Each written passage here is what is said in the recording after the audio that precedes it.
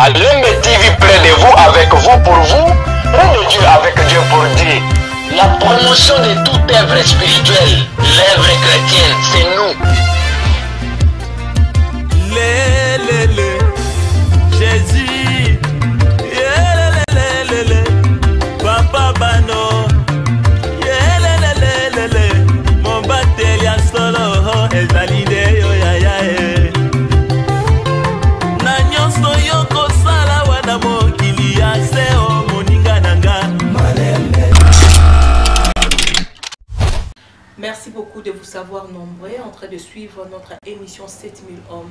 7000 hommes qui est notre émission d'évangélisation suivie sur YouTube dans la chaîne de Malembe TV. Nous sommes très contents de vous présenter une surprise. Nous avons reçu aujourd'hui la servante de Dieu, le pasteur Déborah qui est à côté de nous. Bonjour maman pasteur. Bonjour maman Fallon. Nous voulons savoir qui est pasteur Déborah. Premièrement, je rends grâce à Dieu pour l'opportunité de passer encore à cette émission. Je dis merci à Dieu.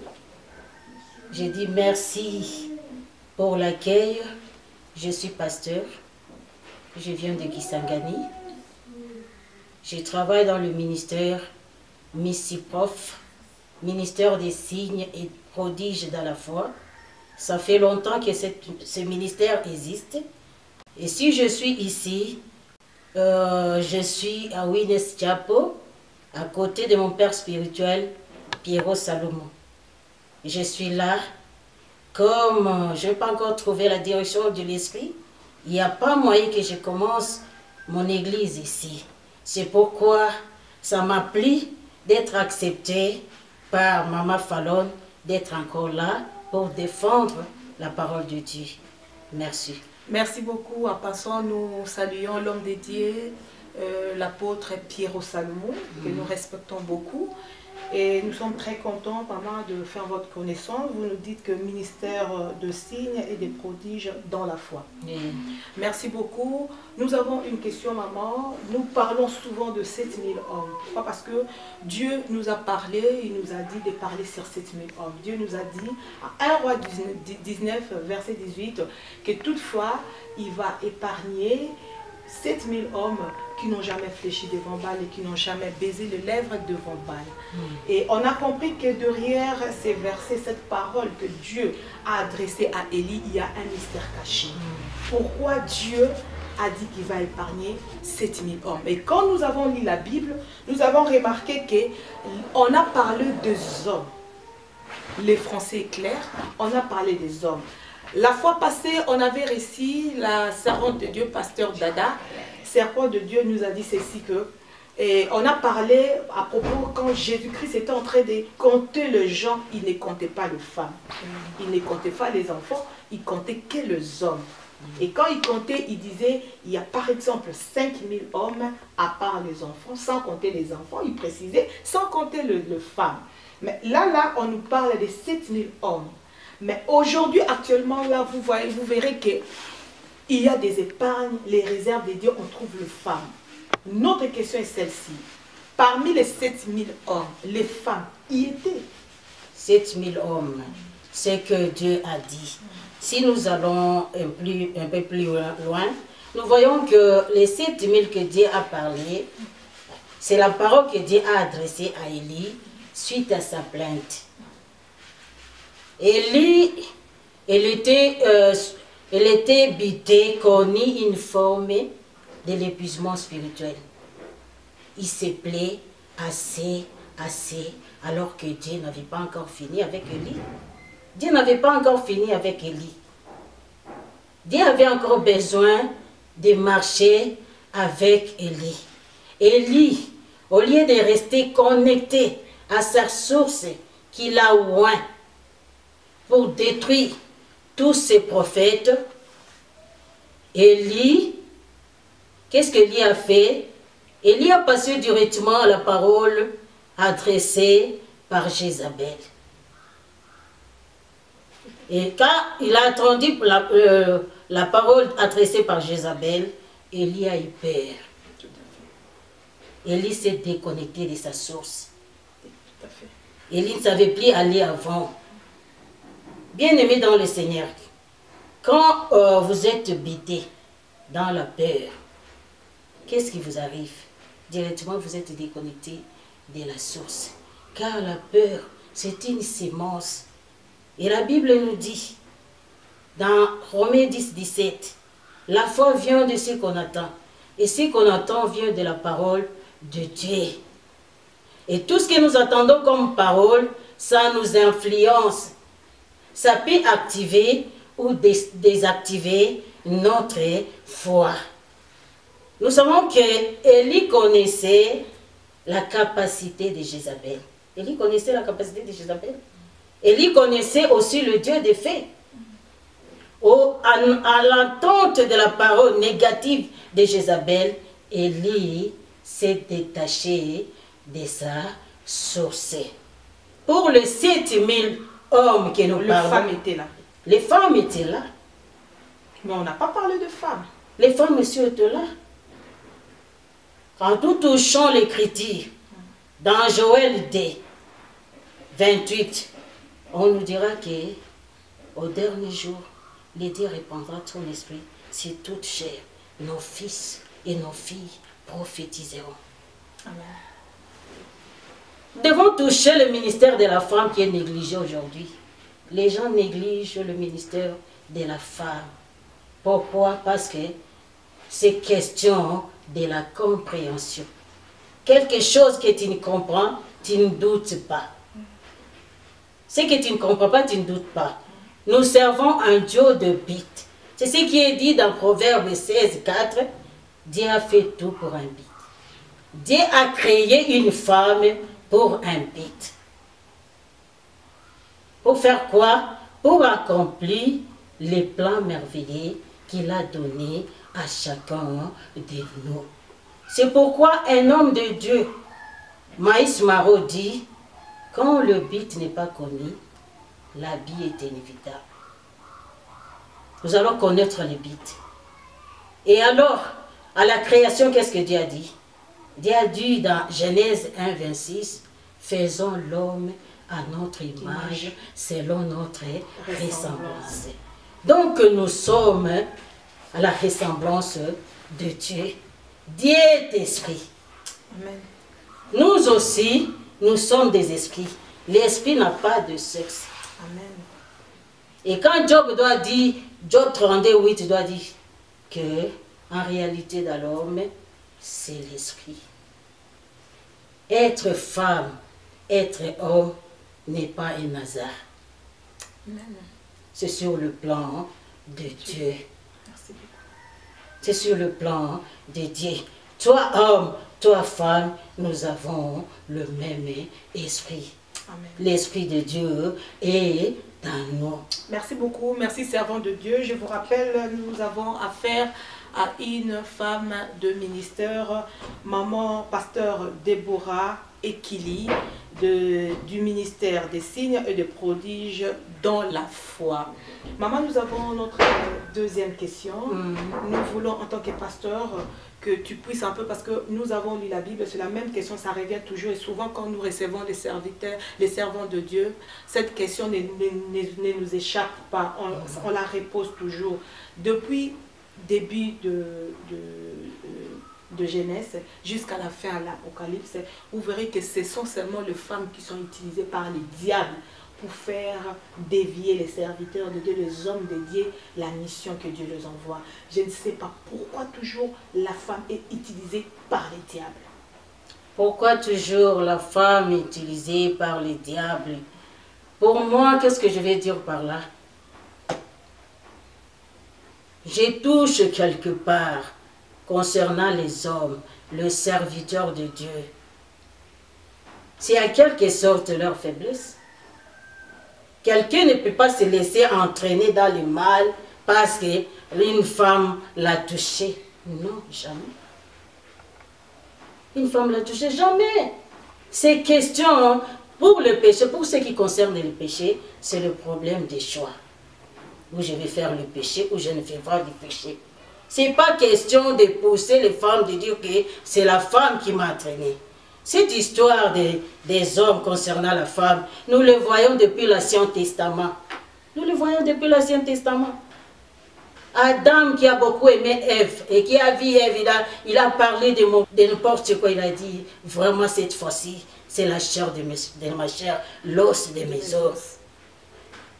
Et après quelques temps, lui qui a eu la recommandation de Dieu, mais Ève est venue avec ce qu'il a trouvé chez les serpents.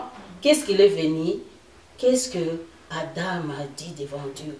Il a dit, ce n'est pas de ma faute, c'est la femme que tu as mis à côté de moi. Il a maintenant condamné la femme.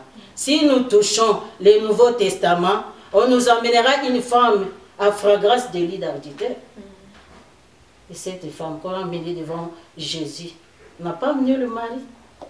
C'est ce que le mari cherche seulement à tout moment à enterrer la femme.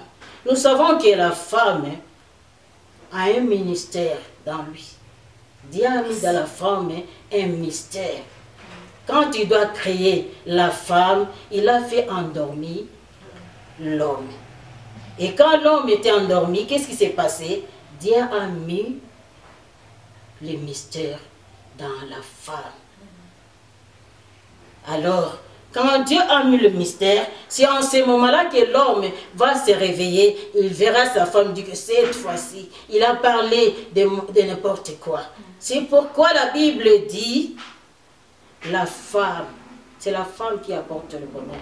Merci. On ne peut pas trouver le bonheur dans une maison sans l'absence, sans la présence d'une femme. Il faut que la femme soit là pour que le bonheur entre dans la maison. Mais pourquoi le diable utilise la femme là?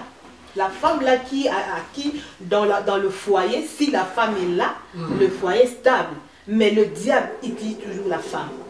Le diable utilise toujours la femme. Si nous citons des femmes ici, nous voyons les femmes du temps passé, qui n'étaient pas revêtues de la puissance. Mais nous, avec les hommes que nous citons maintenant, la Bible déclare dans Jean 1,12, à tous ceux qui l'ont reçu, à ceux qui croient son nom, il a donné le pouvoir de devenir enfants de Dieu. Donc, à la nouvelle naissance, la Bible déclare dans Jean 3,8, qu'est-ce que la Bible dit? Les vents soufflent, ils vont, et tu en entends le bruit. Il en a ainsi de tout homme qui est né de l'esprit. Être femme qui est née de l'esprit, être homme qui est né de l'esprit, nous avons le même niveau, nous avons la même égalité de servir le Seigneur. Quelqu'un qui est rempli de l'esprit a difficile de tomber dans le péché. Si nous citons des femmes qu'on est en train de citer, c'était dans l'Ancien Testament. Ok, merci beaucoup. Merci, servant de Dieu.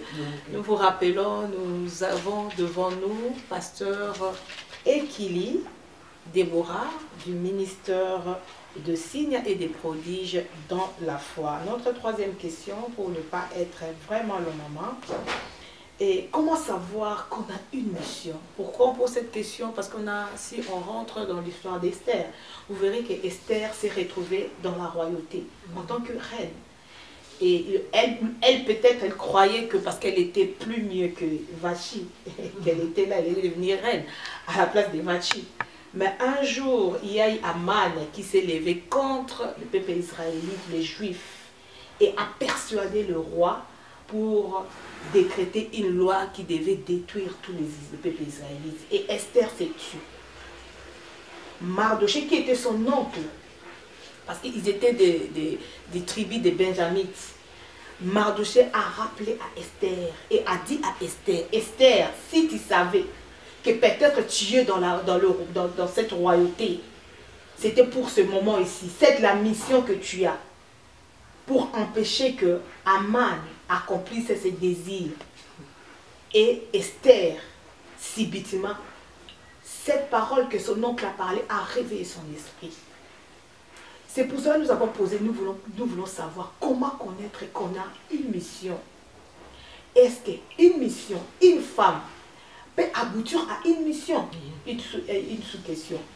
Elle peut aboutir à sa mission Pourquoi? Parce qu'on a vu les géants, on a vu combien Élie a fui devant, Jézabel. On a vu comment Samson devant Delilah ne pouvait rien. Alors, une femme, si un homme, proprement avec toute sa conformité, a été attaqué comme ça, alors la femme, avec toutes les épreuves dans une mission, la femme peut accomplir sa mission, proprement dite. Oui, la femme doit accomplir sa mission. Parce que si nous touchons Jérémie 1,5, qu'est-ce que la Bible nous dit? Avant que je t'eusse formé dans le ventre de ta mère, je te connaissais. Enfant que tu fus sorti de son sein, je t'avais consacré et t'avais établi prophète des nations. Il lui touche encore dans Jérémie 29,11, car le projet que j'ai formé pour toi n'est pas un projet de malheur, mais de bonheur. Qu'est-ce que je vais dire par là? Que chacun de nous, nous avons un plan que Dieu a tracé pour la vie de chacun de nous. Ce n'est pas un hasard pour naître femme. Si nous sommes femmes, c'est pour un but. Comme j'ai touché avant dans Proverbe 16,4, que c'est pour un but que nous sommes là, pour servir Dieu. Nous sommes tous des esprits. Un esprit n'a pas de sexe. Est-ce que je peux dire à notre photographe, et je vais dire aux amis qui sont là, qui sont des hommes, et je peux leur dire que vous êtes des esprits au service de Dieu. Quel est le sexe de votre esprit? Qu'est-ce qu'il me dira? L'esprit n'a pas de sexe. L'esprit n'est ni femme ni homme. Ce qui nous pousse à passer devant Dieu, c'est l'esprit qui est dans nous, qui nous pousse à travailler pour notre Dieu. Nous avons un but. Le but, c'est la vision. Quelqu'un doit chercher par tous les moyens. Parce qu'il y a deux choses. Il y a l'homme de Dieu, le bishop David Oyedepo, mon grand-père, le père de mon père Pierrot, qui a dit qu'il y a des choses dans la vie de tout homme. Le jour où il est né et le jour où il découvre le pourquoi de sa naissance. Je dois découvrir le pourquoi de ma naissance parce qu'un Dieu a un plan merveilleux pour la vie de chacun de nous. On ne doit pas écarter la foi. Nous sommes au dernier jour. Joël 2, 28 dit, au dernier jour, je répandrai mon esprit sur toute chair. Vos fils et vos filles prophétiseront. Quand on dit prophétiser, c'est parler de la part du Seigneur. Merci maman, mais comment connaître qu'on a une mission? Comment connaître qu'on a une mission? La mission que nous avons, Jésus dit quoi dans Matthieu 28, 29, quand nous le recevons comme Seigneur Sauveur? Quel ordre il a donné à l'Église? Allez partout, pour toutes les nations. Faites de toutes les nations des disciples. Et quand on est disciple, on doit se défendre comme disciple. Merci. On doit se défendre comme disciple. Allez par toutes les nations, prêcher la bonne nouvelle. Et quelle est notre mission? La mission primordiale, prioritaire que Dieu nous a donnée, c'est dans Matthieu 6, 33. Cherchez premièrement le royaume de Dieu. Toi femme, moi homme, nous allons chercher premièrement le royaume de Dieu. Gagner les âmes, comme on m'a gagné moi. Je dois gagner les âmes pour amener au Seigneur. C'est ça la mission. Merci beaucoup, merci la servante de Dieu, Maman Ekili. Merci beaucoup. Nous vous rappelons que Maman Ekili, qui est pasteur, elle est la petite fille de David Oyedepo, qui est l'homme de Dieu, qui est le père spirituel de son père spirituel, l'apôtre Pierrot Salomon, que nous saluons en passant. Maintenant, nous voulons, Maman Pasteur, nous revenons à notre révélation. C'est une homme. Élie était en train de parler à Dieu, de l'expliquer. Dieu a pris tout son temps de de suivre combien Élie l'expliquait, pourquoi il a fui, pourquoi il se cache, pourquoi il est quelque part, où il est de s'élever. Et après avoir expliqué à Dieu, Dieu lui regarde calmement pour lui dire, j'épargnerai 7000 hommes qui n'ont jamais fléchi. Nous voulons savoir une révélation, donnez-nous une révélation. Pendant 10 minutes, on n'a plus le temps. Une révélation à propos de ça. Si Dieu adresse cette parole à Élie, c'est parce que Élie n'a pas su comprendre ce Dieu de vie. Amen. Élie s'est plaigné. Alors que Dieu avait besoin de travailler avec Élie. C'est pourquoi Dieu a dit à Élie, j'ai encore 7000 hommes qui n'ont pas franchi les genoux devant Baal. 7000 personnes, c'est un chiffre imagé et prophétique. Merci. 7 étant le chiffre de la plénitude, de la totale de Dieu. Donc c'est une multitude. Dieu voulait dire à Élie, il y a une multitude. Il y a un reste. Il y a une réserve qui n'a pas encore fléchi les genoux devant Baal. Dieu voulait dire que seul, tu n'es pas le seul à faire le travail de Dieu. Dieu voulait nous parler de l'indispensabilité. Tu n'es pas le seul à faire le travail de Dieu. Il n'y a que Dieu qui est indispensable. Amen. Quel que soit le niveau d'option que tu as, quel que soit son appel, tu es remplaçable. Amen. Amen, hein? Tu es remplaçable. Tout ce qu'on a dit qu'il y a 7000 qui n'ont pas encore fléchi les genoux devant Baal. Nous avons des petits enfants à la maison. Il y a de ces enfants qui sont encore dans le ventre de leur maman. Il y a encore dans nos églises des jeunes gens qui jouent à la musique, qui sont des protocoles. Ce sont des réserves de Dieu. Amen. Et pour que moi, qu'est-ce que je vais dire aux serviteurs de Dieu? Quand nous avançons vers notre Dieu, soyons humbles. Soyons humbles. Ne croyez pas que Dieu est resté toi seul. Malgré que Dieu t'utilise à ressusciter le mort, à guérir le malade, sachez qu'il y a une réserve de l'Éternel. Amen. Merci beaucoup. Nous remercions la famille du ministère des signes et des prodiges dans la foi de pasteur Pierrot Salomon. Merci beaucoup. Nous tendons vers la fin de notre émission. Maman, un dernier mot de la fin. Merci pour cette émission. Merci pour la collaboration. Merci pour cette chaîne qui nous a accepté d'être là. Nous vous disons merci. Nous disons il faut encourager cette chaîne. Soutenons cette chaîne. Que Dieu, le Dieu de notre Père, le Dieu d'éternité, vienne en aide, renforcer encore la capacité de cette chaîne pour que prochainement nous puissions encore en bénéficier plus.